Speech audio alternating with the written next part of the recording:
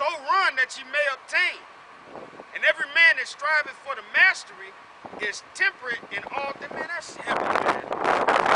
That's one of my favorite scriptures in the Bible. The thing is, he's telling you that you're supposed to strive for the mastery, but don't That's like a paradox, you know? Because some would say, no, man, you got to be like Jordan, man. First in the gym, last out the gym. 500 layups, you know, whatever he did, I don't know what he did. Gatorade shots, or whatever he was doing. You know? Right. And they'll tell you that. But Paul is telling you the opposite. He's saying, no, it's not like that in his truth, man. It's not like you can go out there, there's no spiritual free throws that you can shoot, man. Where you shooting a free throw every day, you know, you shoot about 1,000 free throws every day. So come game time, you hitting your free throw. It ain't like that in this truth, man. This truth, like I told him last night, you got to do the hard work. But the thing about this truth is it's an on-the-spot thing. That's why the Lord said what he said. It is. The Lord said that don't worry about what you shall say. I will give you a mouth that no man will neither be able to gainsay nor reject. It's this truth is an on-the-spot thing, man. This truth thing, you can't prepare for what the Lord got coming for us, man. All right? That's right. Say, now they do it to obtain a corruptible crown, but we an incorruptible. I therefore so run, not as uncertainly, so fight I, not as one that beateth the air, but I keep under my body and bring it into subjection, lest that by any means, when I have preached to others, I myself should be a castaway. Right, so Paul saying he don't want to come out and be a hypocrite. So he keep his body under subjection, mean he discipline himself, mean he mortify his members. So that he come out and preach the gospel to others, he's not preaching as a hypocrite. You know?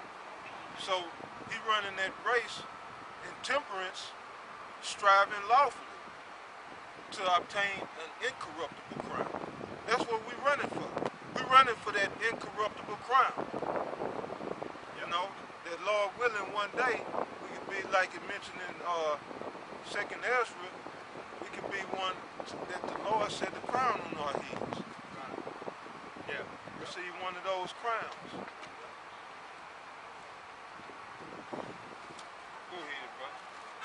2 Corinthians chapter 5, verse 1. But we know that if our earthly house of this tabernacle were dissolved, we have a building of God, and house not made with hands, eternal in the heavens. That's talking about the spiritual world, you know. But go ahead, we're going to get to the point. Go ahead, For in this we groan, earnestly desiring to be clothed upon with our house which is from heaven. If so be that, being clothed, we shall not be found naked. For we that are in this tabernacle do groan, being burdened, not for that we would be unclothed, but clothed upon, that mortality might be swallowed up of life. Right, these are our clothes, by the way. Yeah. These are our righteous garments. Yeah. That's right. Go ahead, brother. Now he that is wrought, he that hath wrought us for the selfsame thing is God, who also hath given us the earnestness of the Spirit. And the earnest meaning a sense of urgency. You know? Therefore we are also confident, knowing that, whilst we are at home in the body, we are absent from the Lord. For we walk by faith, not by sight. We are confident, I say, and willing rather to be absent of the body and to be present of the Lord. Wherefore we labor that whether present or absent, we may be accepted of him. Verse 10. For we must all appear before the judgment seat of Mashiach. That we all going to appear before the judgment seat. So, you know, and every man going to have to give account of his own works. Right. You know? And it don't mean that the Lord ain't going to have a million-year court session. Right. Where everybody step up. Okay, it's my turn, Lord. My turn, Lord. And he's, okay, you remember when you did this? And you remember? Remember little Timmy when you were 5 years old? Yeah, that's not what it's talking about. It's like I said, this truth is an on the spot thing. In fact, there's more on that, right? Give me Ecclesiastes chapter 12, right at the last verse. 14. Yeah. What, right now? Yeah, go ahead and bring that out right now, and then we'll return back to this. Ecclesiastes 12 and 14, it says, "For Yahweh shall bring every work into judgment." Yeah. Right. How is he gonna bring every work into judgment? Basically, it works like this. You either make the cut or you don't. And it's that simple. That's the best way to explain it. So you're gonna know when the missiles drop if you made the cut, man. That's when you gonna know. You gonna know if you made the cut. But in the process, like the brother had read in what's that, 1 Peter chapter 3, what manner of man ought you to be? 2 Peter 3. Right. 3 and 10. And Peter also said, give diligence to make your calling and election sure. That's another paradox because he the one that elected us, man. We can't choose our election. But what you do is you do things that somebody of the elect would do. Outside of cursing you heathens out, including among our people who are heathens. Straight up heathens. Wicked and evil, man. Right. Adulterous. Right. Liars, thieves. Outside all that, you still gotta make it a point to make your calling and election sure. The scriptures say to work out your own salvation with fear and trembling. Right. Okay? Go ahead, read that. Gone. For Yahweh You know what? Jump up to the verse before that. Gone. Because it talks about the conclusion of the whole matter for everybody. Go ahead. Ecclesiastes 12 and 13, it says, "Let us hear the conclusion of the whole matter." After the whole book, now when you read the book of Ecclesiastes, what you find out that everything is vain on this side. Everything is empty and void. There's nothing for you on this side, man. There's literally nothing for you. Right. That doesn't mean that the Lord is going to make you go through this life with only suffering. You know, he always provides steam valves and escapes for brothers, man. But let's say that you was that you got your little wish that you wanted and you became this mega star. Maybe you wanted to be an athlete, maybe you wanted to be a musician or something like that, and you finally get what you want. Guess what? You still gonna, if not more, you still gonna deal with crazy suffering on this side, man. That's right. Look what they did to Mike Tyson, man. Ooh. Look what they did to Joe Louis, man. They fucked that dude up, man. The Brown Bomber was the most famous heavyweight up to that time, man, before Muhammad Ali came on the scene. Brown Bomber was the most famous heavyweight. They had this dude doing commercials for the military. You know, they had him doing commercials, doing pull-ups and talking about, Jay can't act. See, on the commercials, I say, let's go overseas, and they had them all fucked up. Then after all that, right, they got him for tax evasion for what they were paying him in the military. That's the devil for you. Then by the time the end of his life, my man was doing exactly what Tyson is doing, shows in Vegas. Right.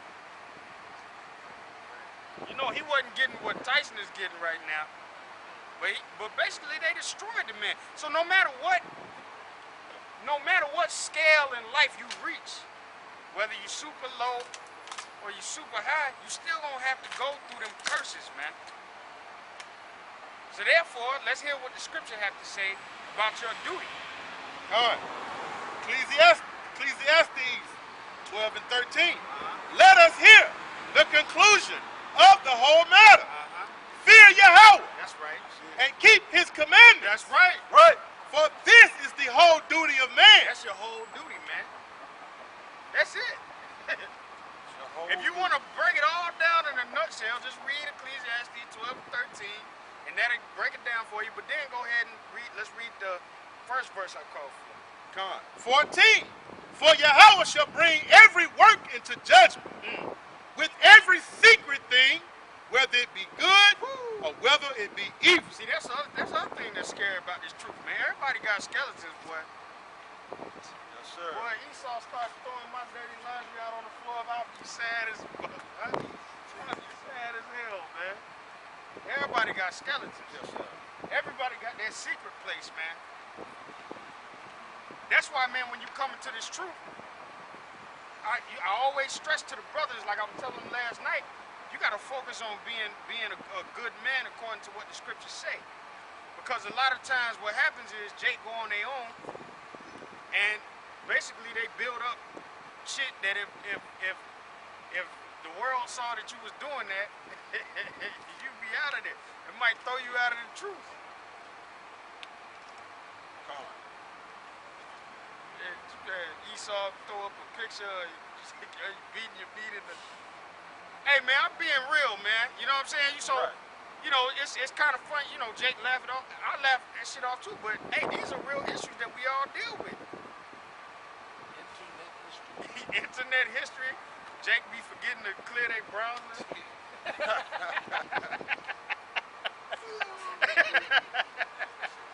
You know what I'm saying? I mean, we laughing, but this is a serious thing. That's why when you come into this thing, you got to know what you signed up for.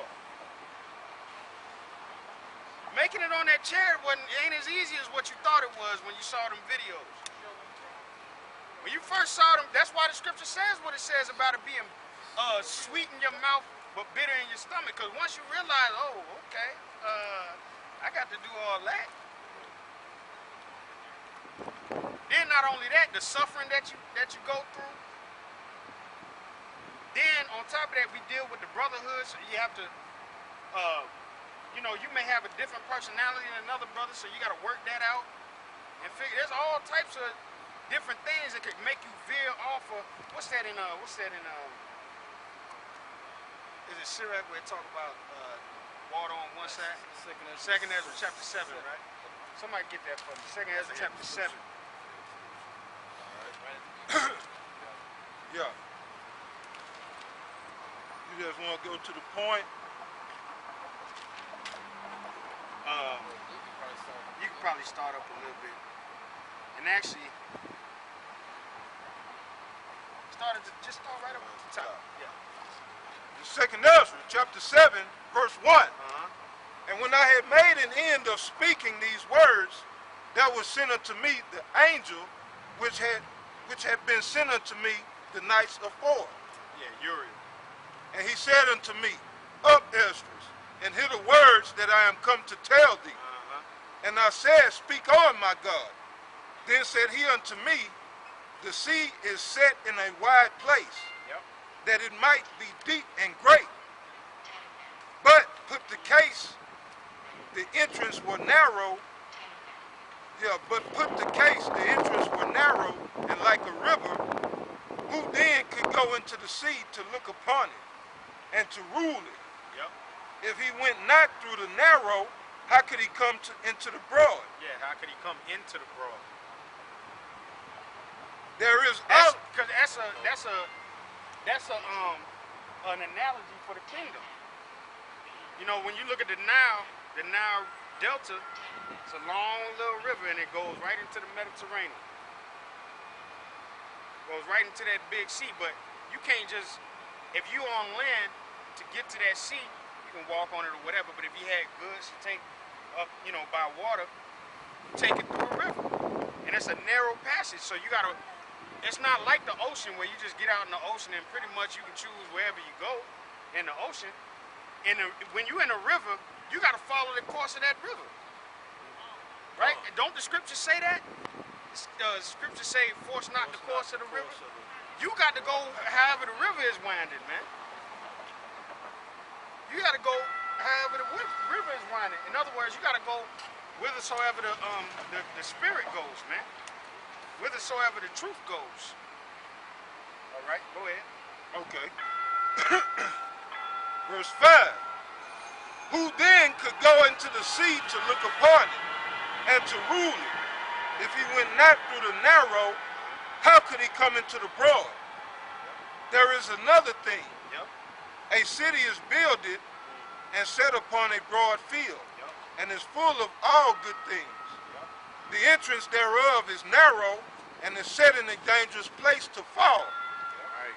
Like as if there were a fire on the right hand, Right. and on the left a deep water.